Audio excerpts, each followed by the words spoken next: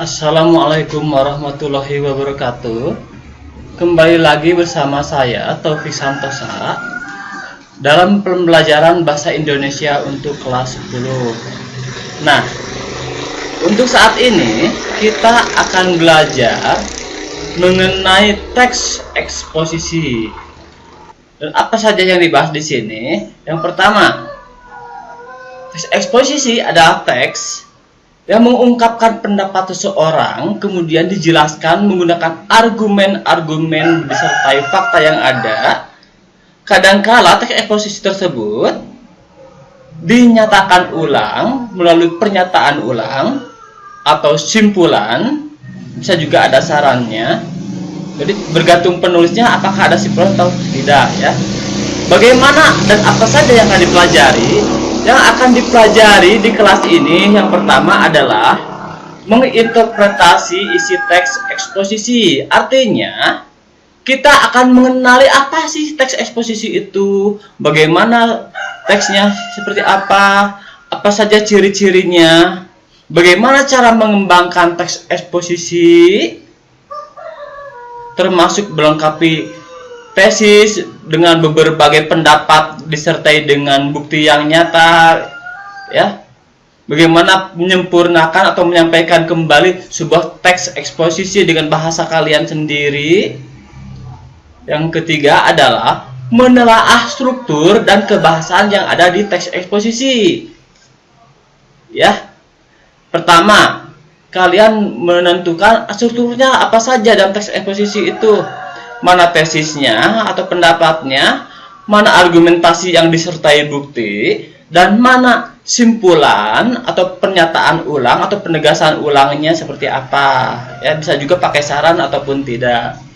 Yang keempat, kita akan belajar menyusun teks eksposisi menggunakan beberapa tema yang akan disuguhkan kepada kalian. Kalian tinggal pilih temanya mau apa, kemudian kalian sampaikan di blog punya kalian, apakah blogspot, apakah WordPress, atau kalian punya website sendiri misalkan, atau sampaikan saja di YouTube. Kalian dapat like dan subscribe yang banyak pada YouTube, itu juga dapat kalian lakukan ya. Itu adalah beberapa hal yang akan kita pelajari ketika kita belajar teks eksposisi. Nah, pelajaran pertama ya dalam pembelajaran teks eksposisi.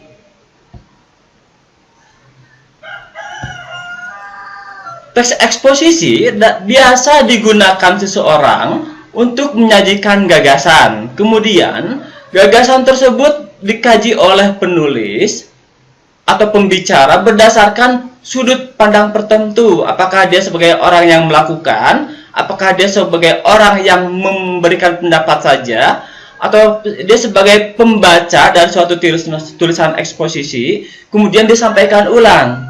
Nah, penulis atau pembicara harus menyertakan alasan-alasan yang logis disertai dengan bukti yang nyata.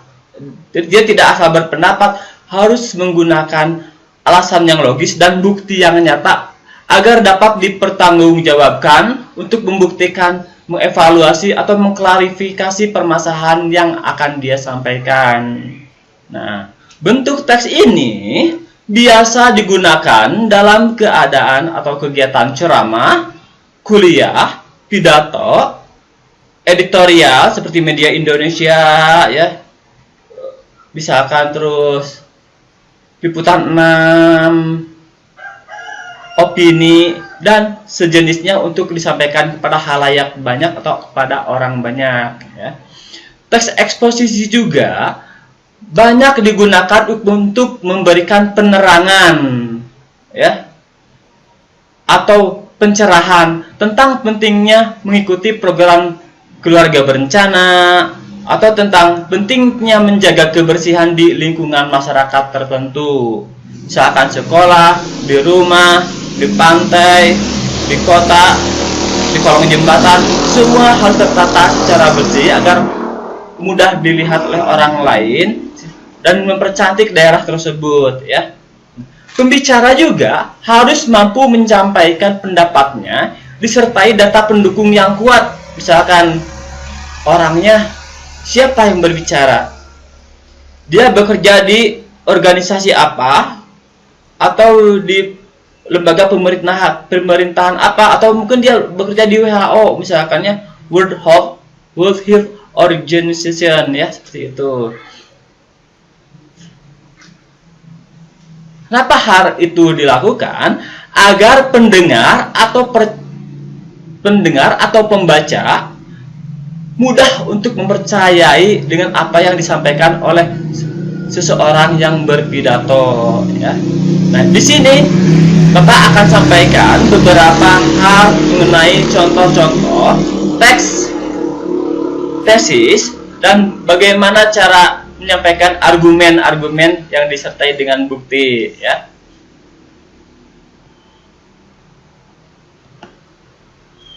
Nah, ini adalah salah satu contohnya. Pendapat yang disampaikan adalah narkoba berbahaya bagi generasi muda. Sekali lagi, narkoba berbahaya bagi generasi muda. Sementara argumen yang memperkuat bahwa narkoba itu berbahaya bagi generasi muda adalah jumlah penyalahguna narkoba makin banyak, bertambah 7 juta orang setiap tahunnya misalkan, ya.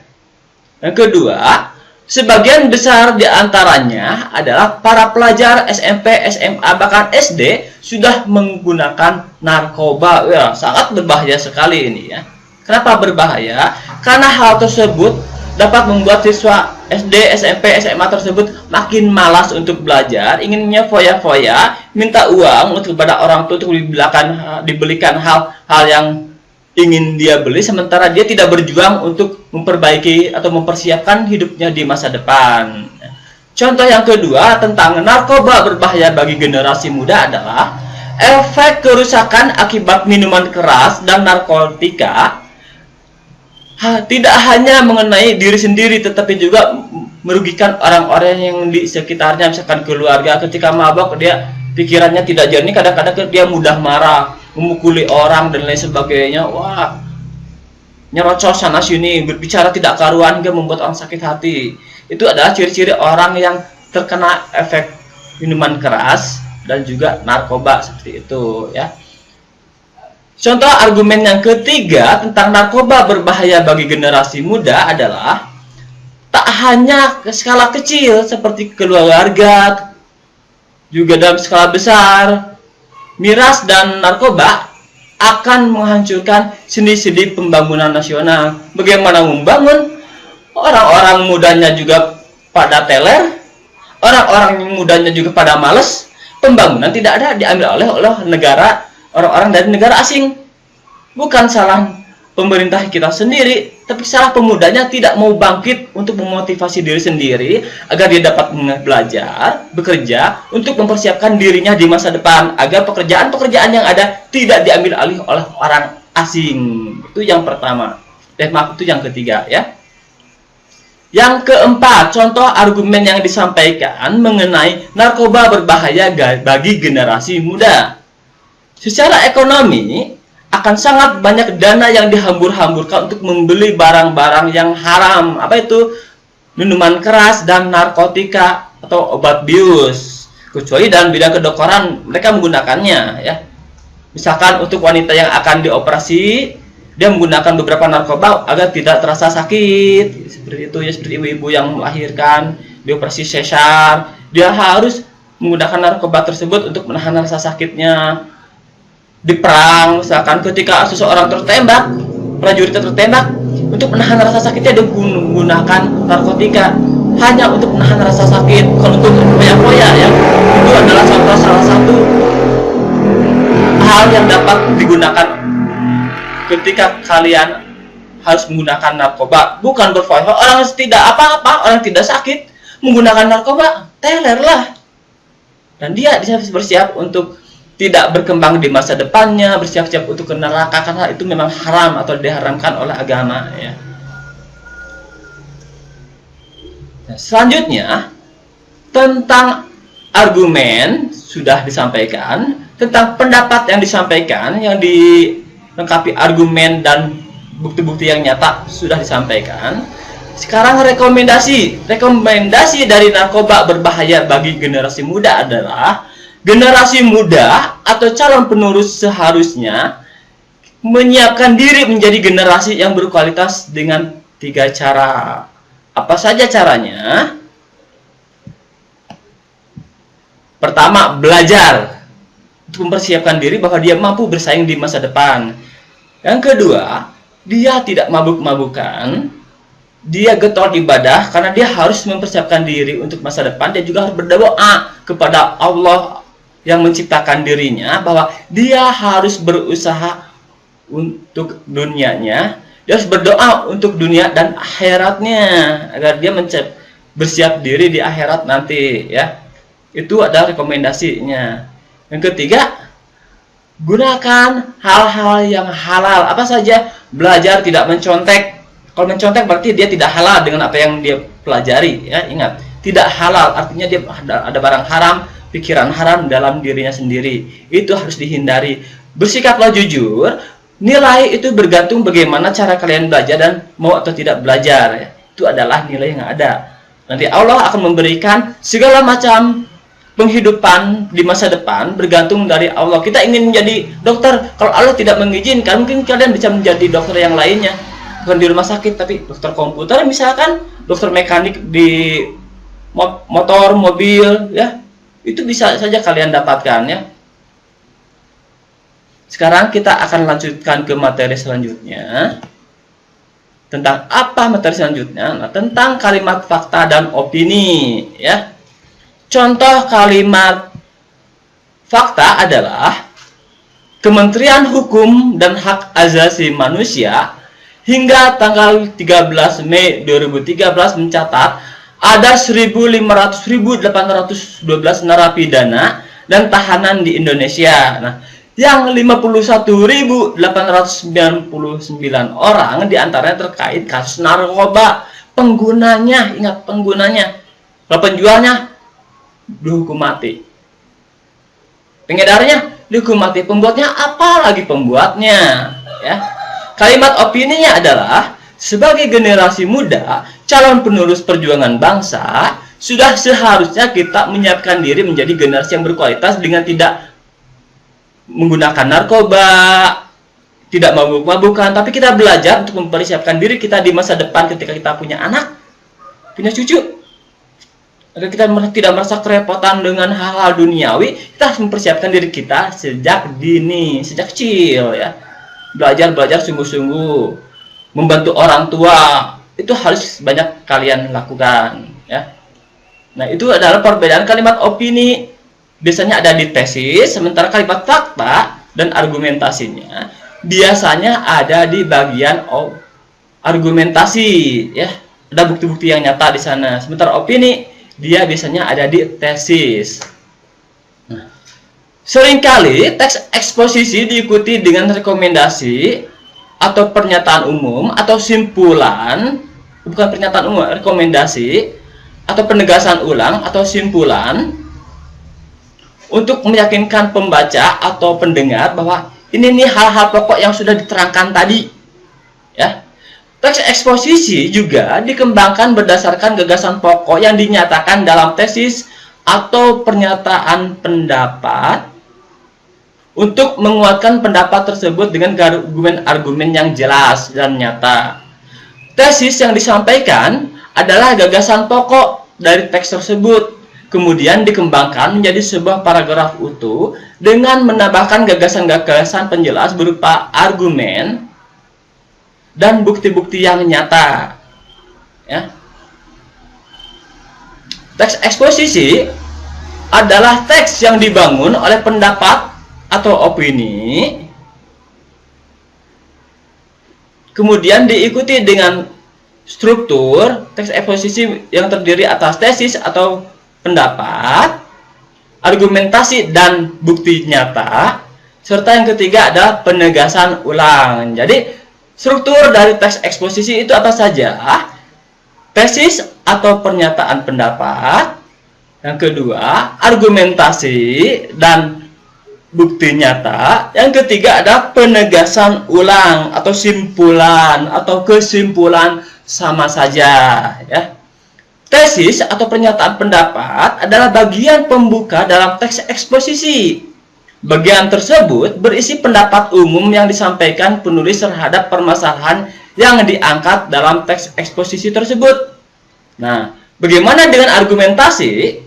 Argumentasi merupakan unsur penjelas yang dilengkapi dengan data-data pendukung berupa fakta, sumber atau narasumber yang berbicara, lembaga yang menengahi atau lembaga di mana tempat narasumber tersebut bekerja, pendapat-pendapat para ahli, adanya tahunnya di sana, tahun pembuatan argumen tersebut atau tahun diadakan penelitian tersebut.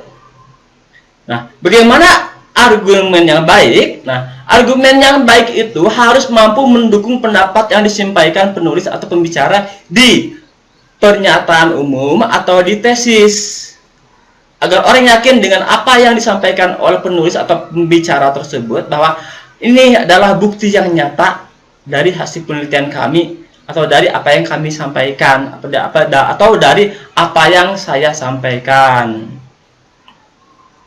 Bagian terakhir adalah penegasan ulang atau simpulan atau kesimpulan atau saran, yaitu bagian yang bertujuan untuk menegaskan pendapat awal serta menambah rekomendasi atau saran terhadap permasalahan yang dibicarakan dalam sebuah teks tersebut. Contohnya seperti ini, ya. Contoh seperti pada halaman 66 di buku teks kelas 10, ya. Tesis atau pernyataan pendapatnya seperti ini. Bumi ini sedang menghadapi berbagai masalah di lingkungan yang sangat serius. 6 masalah lingkungan yang utama tersebut adalah ledakan jumlah penduduk, penipisan sumber daya alam, perubahan iklim global, kepunahan tumbuhan dan hewan, kerusakan habitat alam, serta peningkatan polusi, dan yang terakhir adalah kemiskinan. Dari hal itu dapat dibayangkan betapa besar kerusakan alam yang terjadi karena jumlah populasi yang besar tersebut. Konsumsi sumber daya alam dan polusi yang meningkat, sedangkan teknologi saat ini belum dapat menyelesaikan permasalahan-permasalahan yang tadi dibicarakan, yaitu permasalahan mengenai jumlah penduduk, masalah lingkungan yang semakin terpengaruh oleh lingkungan yang buruk, kepunahan tumbuhan dan hewan, kerusakan habitat alam, peningkatan polusi, dan kemiskinan. Bagaimana cara menyelesaikannya atau cara membahasnya? Nah, hal tersebut dapat dibahas menggunakan beberapa argumentasi. Yang pertama, contohnya, ya. Para ahli menyimpulkan bahwa masalah tersebut disebabkan oleh praktik pembangunan yang tidak memperhatikan kelestarian alam, atau disebut pembangunan yang tidak berkelanjutan. Seharusnya konsep pembangunan adalah memenuhi kebutuhan manusia saat ini dengan mempertimbangkan kebutuhan generasi mendatang dalam memenuhi kebutuhannya. Itu contoh argumentasi yang pertama, ya.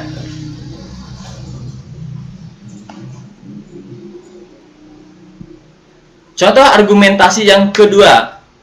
Penerapan konsep pembangunan berkelanjutan pada saat ini ternyata jauh dari harapan. Kenapa jauh dari harapan? Karena kesulitan penerapannya terutama terjadi di negara berkembang. Salah satunya Indonesia.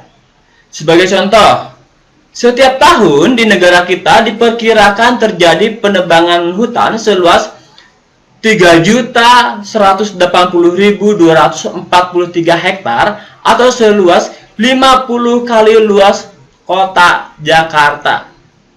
Nah, hal ini juga diikuti oleh punahnya flora dan fauna langka. Kenyataan ini juga sangat jelas menggambarkan kehancuran alam yang terjadi saat ini yang diikuti bencana bagi manusia, ya. Argumentasi yang selanjutnya, pada tahun 2005 sampai 2006, nah ingat ada tahunnya di sini ya. Pada tahun 2005 sampai 2006 tercatat terjadi 330 bencana banjir, 69 bencana tanah longsor, 7 bencana letusan gunung berapi, 241 gempa bumi, dan 13 bencana tsunami. Nah, bencana longsor dan banjir itu disebabkan oleh perusakan hutan dan pembangunan yang mengabaikan kondisi alam sekitarnya. Bagaimana dengan tsunami? Tsunami itu adalah hasil dari pergeseran kerak bumi yang menimbulkan getaran, kemudian air laut masuk ke dalam laut, kemudian kembali lagi ke atas hingga ke wilayah pantai yang ada, sehingga menimbulkan ombak besar yang sampai ke daratan. Itu adalah tsunami ya. Tsunami itu adalah bencana dari Allah Subhanahu wa Ta'ala, bukan dari manusia. Berbeda dengan longsor dan bencana banjir, biasanya karena orang-orang yang tidak tertib dalam mengelola lingkungan mereka sendiri. Contoh argumentasi yang keempat ya. Bencana alam lain yang menimbulkan jumlah korban terjadi karena praktik pembangunan yang dilakukan tanpa memerhatikan potensi bencana. Misalnya, banjir yang terjadi di Jakarta pada Februari 2007 dapat dipahami sebagai dampak pembangunan kota yang mengabaikan kerusakan lingkungan dan bencana alam. Jadi, banjir di ibu kota itu adalah kebagian besar karena dampak pembangunan kota yang mengabaikan kerusakan lingkungan dan bencana alam. Misalkan buat selokan, tapi selokannya sempit. Orang buang sampah ke selokan tersebut, kemudian terhambat laju airnya ketika hujan, dia akan menyebabkan banjir di mana-mana. Itu adalah penyebab yang paling umum tentang banjir di ibu kota. Jadi orang-orang ibu kota harus membuang sampah pada tempatnya agar tidak terjadi banjir ya. Argumentasi yang keenam adalah menurut tim ahli Pusat Penelitian dan Pengembangan Sumber Daya Air. Nah, di sini terdapat lembaga negara yang menangani masalah air ya, adalah Pusat Penelitian dan Pembangunan Sumber Daya Air. Nah, di sini kata-katanya seperti ini. Menurut tim ahli Pusat Penelitian dan Pembangunan Sumber Daya Air, penyebab utama banjir di Jakarta ialah pembangunan kota yang mengabaikan fungsi daerah resapan air dan tampungan air. Hal ini diperparah dengan saluran drainase kota yang tidak terencana dan tidak terawat, serta tumpukan sampah dan limbah di sungai. Akhirnya, debit air hujan yang tinggi menyebabkan bencana air yang tidak terelakkan. Ingat, bencana banjir dan longsor itu biasanya diakibatkan oleh tingkah laku manusia menebang pohon sembarangan sehingga tidak ada penyerapan air oleh pohon, sehingga ketika hujan langsung terjadi longsor ya. Penyumbatan tanah dan selokan oleh tangan-tangan manusia yang membuang sampah sembarangan, kemudian ketika hujan air terhambat kemudian muncul ke atas sehingga menimbulkan banjir. Itu adalah salah manusia sendiri. Jadi orang-orang Jakarta jangan menyalahkan kepada kota Bogor yang disangka mengirimkan air ya, tapi jangan membuang sampah sembarangan. Itu yang paling utama. Nah, sekarang yang terakhir ada penegasan ulang dan rekomendasi. Bagaimana dengan penegasan ulang dan rekomendasi? Nah, penegasan ulang dan rekomendasi dari keenam masalah tersebut adalah masalah lingkungan di atas merupakan masalah serius yang harus segera diatasi. Nah, ini adalah rekomendasinya. Masalah lingkungan di atas merupakan masalah serius yang harus segera diatasi. Meskipun tidak mungkin mengatasi keenam masalah utama lingkungan tersebut, setidaknya harus dicari solusi terbaik untuk mencegah bertambah buruknya kondisi bumi. Itu adalah jawaban dari analisis teks halaman 66 sampai dengan selesai ya. Sekarang kita beralih ke materi selanjutnya. materi istilah ya. Dalam teks eksposisi banyak digunakan istilah yang sesuai dengan bidang permasalahan yang dibahas. Contoh, penggunaan istilah tersebut membantu penulis atau pembicara memperkuat gagasan yang disampaikan. Jadi, istilah-istilah yang ada dalam sebuah teks eksposisi akan membantu penulis atau pembicara memperkuat gagasan yang disampaikan. Contoh nomor 1 ya. Rekonsiliasi. Rekonsiliasi maknanya adalah perbuatan atau tindakan dalam memulihkan hubungan persahabatan pada keadaan semula. Nah, berhubungan dengan hubungan antar individu, hubungan antar masyarakat, atau hubungan antar negara agar tidak bertengkar atau tidak terjadi perang ya. Yang kedua, contohnya efek. Efek maknanya adalah akibat atau pengaruh dari hal yang dibicarakan, apakah menyakiti orang lain atau tidaknya, bagaimana akibatnya bagi orang lain atau bagi lingkungan sekitar, itu adalah makna dari efek.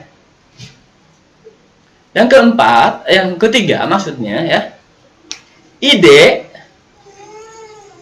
atau pengertian yang diabstrakkan dari peristiwa suatu hal itu disebut dengan istilahnya konsep.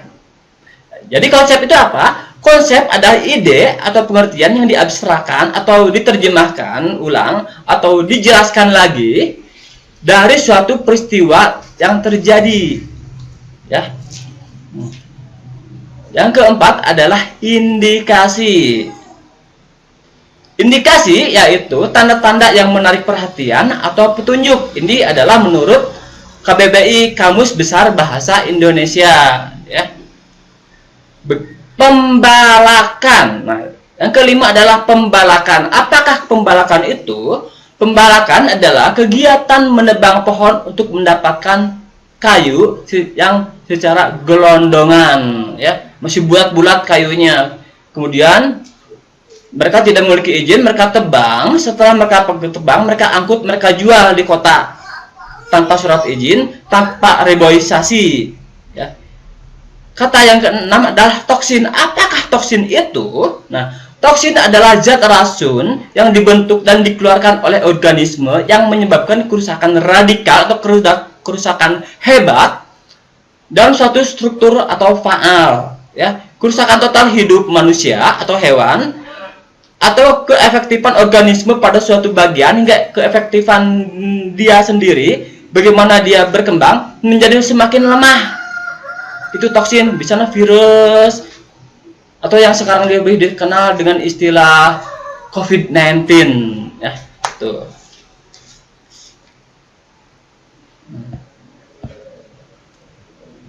Kita lanjutkan ke permasalahan lainnya atau bahasan lainnya ya, tentang istilah yang dibahas ya. Selain istilah yang dibahas, sebenarnya teks eksposisi juga banyak menggunakan kata sifat. Ya, teks eksposisi banyak menggunakan kata sifat untuk melengkapi bukti-bukti yang nyata dari sebuah teks atau untuk melengkapi tesis atau pendapat yang akan disampaikan oleh seseorang, untuk dilengkapi dengan bukti atau menggunakan rekomendasi atau saran-saran yang akan disampaikan ya. Apakah kata sifat itu? Kata sifat atau adjektiva atau adalah kata yang khusus menerangkan kata benda. Ingat, adjektiva atau kata sifat adalah kata yang khusus menerangkan kata benda. Contoh, ia cantik sekali. Bisa seperti itu atau bisa seperti ini. Ia cantik sekali. Nah, bisa seperti itu ya. Kata cantik adalah kata sifat sebab menerangkan kata benda. Ia kata bendanya. Cantik adalah kata sifat. Bagaimana sekali? Nah, sekali itu yang menerangkan kata cantik untuk meyakinkan bahwa ia benar-benar cantik. Jadi kata sekali itu adalah kata keterangan untuk menerangkan bahwa ia sebagai kata benda cantik sebagai kata sifat dan sekali sebagai kata keterangan yang menandakan bahwa dia benar-benar cantik. Selanjutnya kita akan membahas mengenai ciri adjektiva atau ciri kata sifat, ya. Bagaimanakah ciri-ciri dari adjektiva atau kata sifat? Nah, kata sifat atau adjektiva dapat diberi kata keterangan seperti agak. Ia agak tampan, tapi aku sangat tampan. Pede sekali si bapak ya. Ia sangat cantik. Pensil itu sangat mewah. Ya.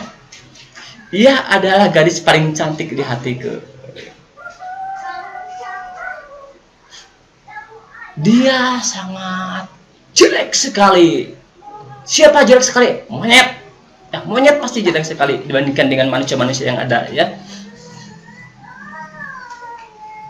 Contoh yang kedua dari kata sifat atau adjektiva, ya. Kita lanjutkan setelah iklan berikut.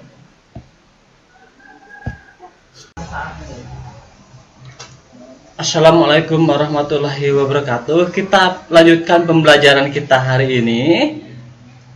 Tadi kita ada iklan dulu sebentar ya. Kita lanjutkan ya. Adjektiva atau kata sifat adalah kata yang khusus menerangkan tentang benda. Contoh, ia cantik sekali. Ia cantik sekali.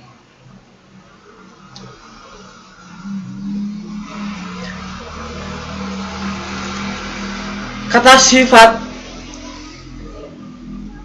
cantik menerangkan kata benda. Kata bendanya adalah ia. Kata sekali adalah keterangan menerangkan atau menjelaskan lagi cantik. Jadi ia cantik sekali. Kata benda, kata sifat, dan kata keterangan. Sekali ada kata keterangan, ya. Ciri-ciri atau sifat, ciri-ciri atau khas dari kata sifat. Ciri-ciri dari kata sifat atau adjektiva adalah dapat diberi kata keterangan seperti agak, sangat, paling, sekali. Contoh, tampan sekali, agak ganteng, sangat ganteng, paling ganteng, ganteng sekali. Contoh yang lain, dapat membentuk konstruksi.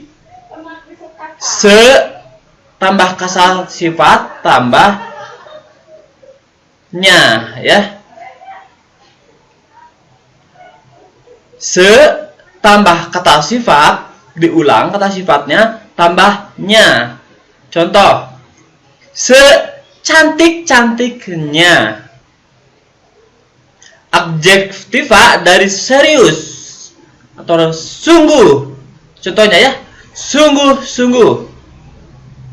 Makna kamusnya atau makna leksikalnya adalah sangat. Gawat, maknanya adalah genting. Karena menghadapi bahaya, ada resiko, ada akibat, dan sebagainya yang mungkin bisa terjadi. Dari kata serius, ya. Dari kata besar, lebih dari yang biasanya, dan lebih dari ukuran sedang. Kecil, sedang, dan besar. Besar ada yang paling besar, yang lebih besar, yang sangat besar, yang besar sekali, yang agak besar. Contohnya seperti itu, ya. Kata punah. Punah memiliki arti leksikal habis, tidak bersisa, dan binasa. Itu adalah punah, ya. Sangat habis, punah, paling punah, punah sekali. Contohnya, sekarang langka. Langka itu hampir mirip dengan punah, tetapi langka itu jarang ditemukan, ada tapi jarang ditemukan. Binatang langka, binatang yang jarang ditemukan. Contohnya, kasuari cuma ditemukan di daerah yang mirip dengan irian. Contohnya, Australia ada kasuari di Australia tapi cuma dikit. Seperti kanguru ada di Australia, tetapi sebagian juga ada di daerah yang berdekatan dengan Irian Jaya, seperti itu ya. Utama itu utama, agak utama, sangat diutamakan, paling utama, utama sekali. Itu contohnya. Apakah utama? Utama memiliki makna leksikal paling penting. So, sekarang VIP atau VVIP, very important person, VIP, atau VVIP, very very important person, ya. Biasanya dengan orang yang dekat dengan pejabat mendapatkan kursi di bioskop atau di teater itu yang paling enak gitu ya. Lantai 2 biasanya. Nah, sekarang kita cari lagi mengenai makna-makna yang lain ya. Nah, sebenarnya dalam sebuah teks eksposisi, selain menggunakan adjektiva, teks eksposisi juga dapat kita temukan perubahan jenis kata karena afiksasi atau pengimbuhan, penambahan pada sebuah kata. Contohnya ya, kata kean ditambah masyarakat menjadi kemasyarakatan. Ya, kean tambah masyarakat menjadi kemasyarakatan. Kata perdamaian itu berasal dari damai tambah peran. Damai tambah peran menjadi perdamaian, ya. Pelajar tambah i tambah imbuhan, imbuhannya berupa akhiran ya, menjadi pelajari. Jadi imbuhan itu apa saja? Ada awalan, kemudian ke Jakarta. Tapi kalau ke Jakarta menunjukkan tempat harus dipisah ya. Ke-nya. Awalan dan akhiran biasanya suka ada beberapa huruf yang di tengah biasanya ya. Ada beberapa jenis kata yang dianalisa afiksasinya atau penambahan pada sebuah kata ya, dengan beberapa hal, diantaranya nomina, verba, dan adjektiva. Nomina itu kata benda, verba itu kata kerja, adjektiva itu adalah kata apa tadi? Adjektif. Harus ingat ya, adjektif itu apa ya. Tadi sudah dibahas. Ciri dari adjektiva sudah dibahas di bagian sebelumnya. Sekarang kita bahas ciri-ciri dari nomina dan verba ya. Imbuhan atau kata turunan adalah bentukan dari hasil afiksasi atau pengimbuhan atau penambahan baik di depan, di belakang, atau di tengah-tengah ya. Nomina atau kata benda. Ciri-ciri dari kata benda dalam kurung KB, kata benda, KB atau kata benda atau nomina ya. Nomina biasanya ciri-cirinya yang pertama bisa disangkal. Disangkal itu disanggah ya, menggunakan kata bukan. Bukan meja, bukan pengadilan, bukan kemerdekaan. Seperti itu ya. Yang kedua, ciri dari nomina atau kata benda adalah bisa membentuk konstruksi kata benda tambah kata sifat. Contoh, meja yang kuat. Meja adalah kata benda tambah kuat. Meja yang kuat. Pengadilan yang jujur. Kemerdekaan yang benar. Kemerdekaan tahun 1945. Nah, itu adalah dua ciri dari nomina. Apa dua ciri dari nomina tersebut? Pertama, bisa disangka dengan kata bukan. Bukan meja, bukan kursi, bukan kuda, bukan mobil, bukan kerbau, bukan kolam, bukan laptop. Bisa seperti itu. Yang kedua, bisa membentuk konstruksi kata benda tambah kata sifat. Meja yang kuat, pengadilan yang adil, pengadilan yang jujur, kemerdekaan yang benar, kemerdekaan yang hakiki. Ya. Sekarang kita bahas ada verba atau kata kerja, dalam bahasa Inggrisnya verb, ya. Ciri-ciri dari kata kerja adalah sebagai berikut. Kata benda bisa disangkal, itu yang pertama ya. Bisa disangkal dengan kata tidak. Tadi untuk nomina menggunakan kata bukan, sedangkan untuk kata kerja menggunakan kata tidak. Contoh, tidak tidur, melotot. Gini. Itu tidak tidur ya. Untuk kata kerja membaca, tidak membaca. Untuk kata kerja bertapa, tidak bertapa. Untuk kata kerja ngantuk, tidak mengantuk. Ya. Ciri yang kedua dari kata kerja adalah bisa membentuk konstruksi kata kerja tambah kata sifat. Contoh dari kata tidur. Tidur dengan nyenyak.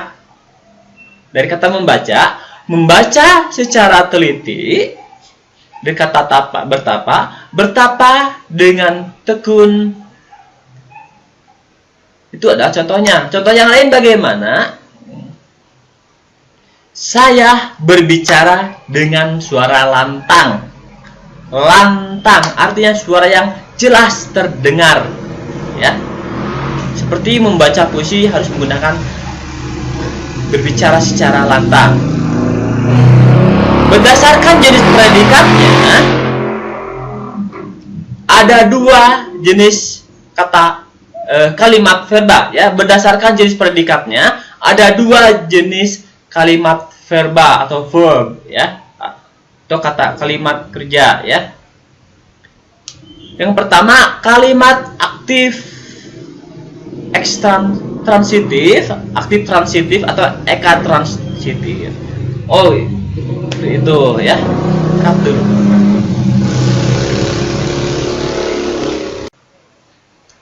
Assalamualaikum warahmatullahi wabarakatuh. Jumpa lagi dengan saya Taufik Santosa di pelajaran bahasa Indonesia kelas 10 ya. Sekarang kita akan membahas mengenai jenis kalimat ya.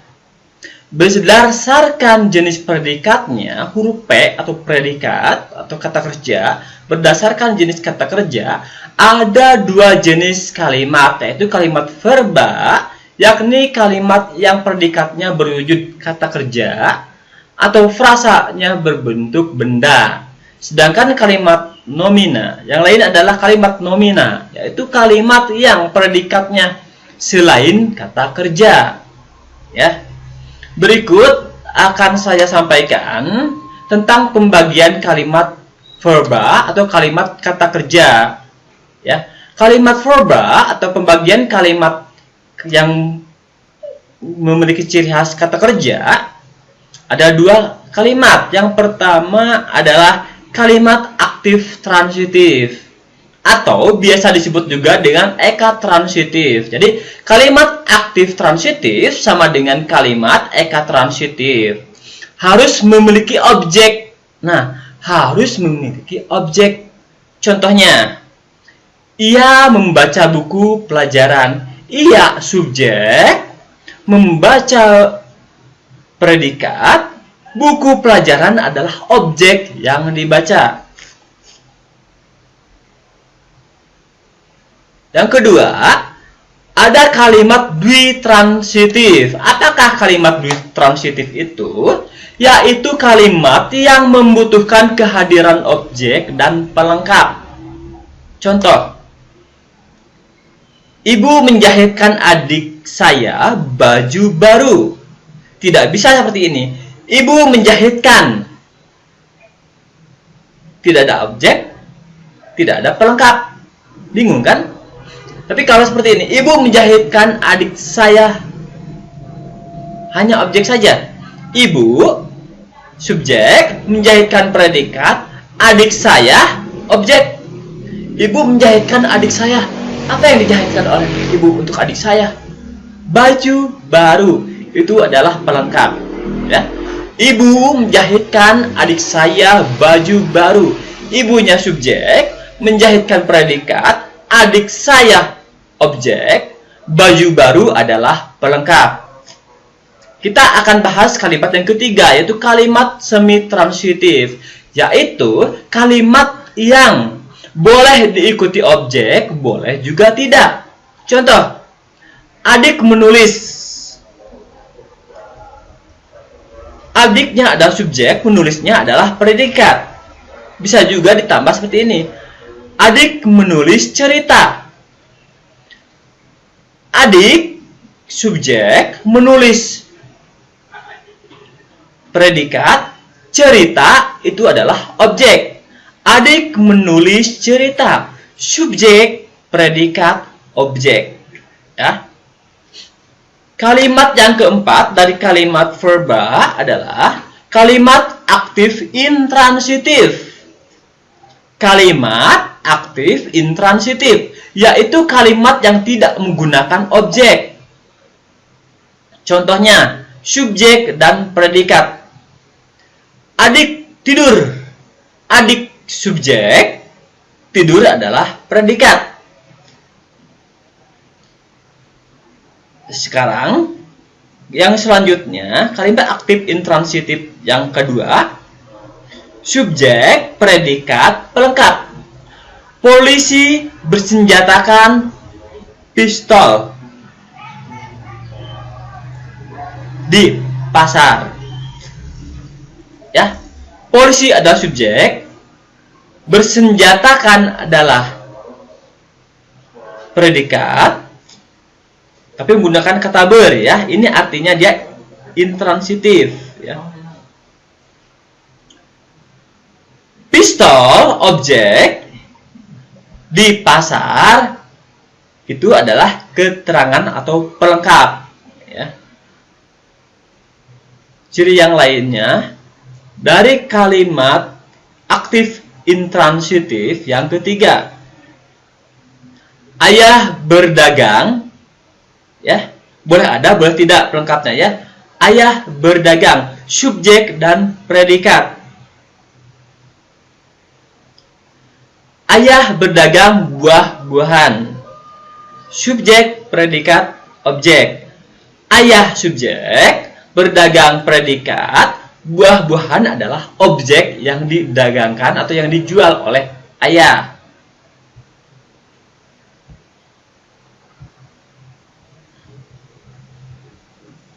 Nomor 5, ada kalimat pasif. Nah, kalimat pasif, ya. Kalimat pasif adalah kalimat yang subjeknya dikenai pekerjaan oleh orang lain, biasanya seperti itu, ya. Nah, ada dua jenis kalimat pasif. Kata kerja berimbuhan ter, ke, an, atau di, juga kalimat pasif persona, yaitu gabungan kata ganti, ya. Contohnya, biasanya kita temukan ini dalam lagu, ya. Kita ketemukan ini dalam lagu. Tunggu, lagu apa ya? Lagu One Vals aja, ya. Buku ini aku pinjam, ya. Buku ini adalah subjek. Aku pinjam aku adalah predikat, P-nya pasif karena diberi perlakuan. Saya dimintai tolong. Saya bukan menolong, tapi diminta untuk menolong seseorang. Seperti itu contohnya ya. Buku ini aku pinjam. Buku ini adalah subjek. Aku pinjam itu adalah predikatnya. Yang kedua adalah kalimat nominal berpredikat kata kerja. Berpredikat selain kata kerja. Berarti dapat berwujud kata benda, kata sifat, kata bilangan, atau preposisi ya. Contohnya, ibunya seorang guru. Ibunya subjek. Seorang guru adalah keterangan bahwa subjeknya itu adalah memiliki ibu seorang guru ya. Adikku cantik sekali. Adikku adalah subjek, predikatnya adalah cantik sekali. Kambingku 5 ekor. Kambingku adalah subjek, 5 ekor itu adalah frasa bilangan ya. Frasa bilangan 5 ekor. 3 butir telur ya, seperti itu. Ia di sana, ia subjek, di sana dia menunjukkan kata keterangan ya, di sana menunjukkan tempat, frase preposisi namanya ya. Itu adalah beberapa ciri yang biasa terdapat dalam teks eksposisi dari sudut kebahasaan ya. Sekarang kita akan belajar mengenai topik-topik yang dapat dipilih siswa dalam membuat teks eksposisi. Biasanya topik-topik tersebut berupa ide pokok atau kalimat utama dalam sebuah teks yang akan disampaikan pada orang lain. Bisa salah satu contohnya seperti ini. Air sungai bermanfaat bagi pengairan sawah dan ladang. Ya. Air sungai bermanfaat bagi pengairan sawah dan ladang. Itu adalah kata ide pokoknya, bukan kata ide pokoknya. Bisa juga kalimat utamanya. Air sungai bermanfaat bagi pengairan sawah dan ladang.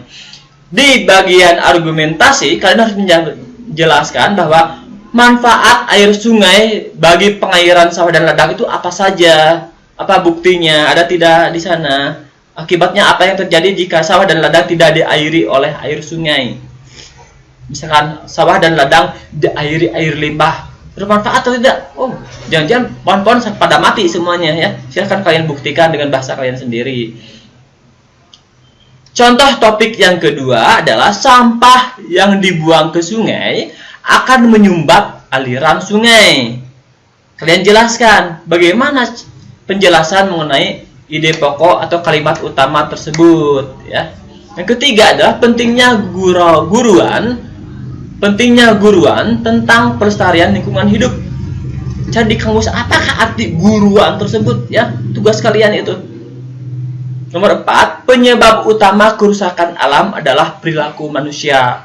Kalian jelaskan di argumentasinya apa saja penyebab utama kerusakan alam yang diakibatkan oleh perilaku manusia. Nah, bagaimana langkah-langkah menyusun teks eksposisi? Nah, langkah-langkah dalam menyusun teks eksposisi biasanya sebagai berikut. Biasanya ya, kalian boleh pilih yang lain terserah. Yang pertama, pilihlah salah satu di antara gagasan-gagasan di atas, atau kamu dapat menentukan sendiri gagasan-gagasan lain yang berkaitan dengan permasalahan dalam kehidupan di lingkungan sekitarmu. Yang kedua, datalah argumen atau pendapat-pendapat yang mendukung gagasan pokok disertai bukti-bukti yang ada. Biasanya berupa gagasan penjelas yang akan kamu sampaikan. Apa sih buktinya? Menurut siapa? Berdasarkan penelitian di mana? Ya. Kapan waktu penelitiannya? Itu bisa kamu tambahkan dalam paragraf selanjutnya. Yang ketiga, kembangkan teks eksposisimu berdasarkan gagasan pokok dan argumen sebagai gagasan penjelasnya agar tidak ngelantur. Gagasan pokoknya menceritakan air sungai yang bermanfaat bagi pengairan sawah dan ladang. Ternyata di paragraf keduanya kalian berbicara tentang pentingnya guruan tentang pelestarian lingkungan hidup, sangat tidak nyambung ya. Itu ya. Yang keempat, presentasikan teks eksposisi yang kamu susun di hadapan teman-temanmu. Karena kita lagi dalam masa COVID ya, dalam keadaan COVID-19, berarti kemukakan di YouTube saja apa yang kamu sampaikan, atau di blog kamu kalau dalam bentuk tulisan, kalau dalam bentuk ceramah seperti yang Bapak lakukan sekarang, berarti kamu bisa sampaikan di YouTube, kemudian dinilai oleh teman-temanmu, kemudian diberi tanggapan dan sebagainya untuk perbaikan dari karyamu sendiri. Yang kelima, berilah tanggapan atau kritik dan saran terhadap teks eksposisi yang disajikan temanmu di YouTube atau di blog mereka. Ya, kenapa? Agar merasa, oh, tulisan saya ternyata dibaca, tulisan saya ternyata dihargai oleh orang lain. Yang keenam, publikasikan teks eksposisimu di majalah dinding. Kalau tidak ada majalah dinding, berarti di blog sekolah ya. Seperti seman4garut.sch.id misalkan ya, agar lebih terkenal lagi, membuat dirimu makin bersemangat untuk berkarya dalam tulisan karya ilmiah. Jangan lupa, bagi yang tertarik dengan dunia penulisan, gabung di KIR ya, gabung di KIR, karya ilmiah remaja. Ingat, karya ilmiah remaja itu bukan tentang hal-hal yang aneh-aneh, tapi tentang tulisan-tulisan yang bermanfaat bagi orang lain, dan juga tentang bagaimana menganalisa suatu keadaan sosial masyarakat, sehingga kita teliti, kemudian kita laporkan kepada yang berwenang agar dapat dimanfaatkan hasilnya ya.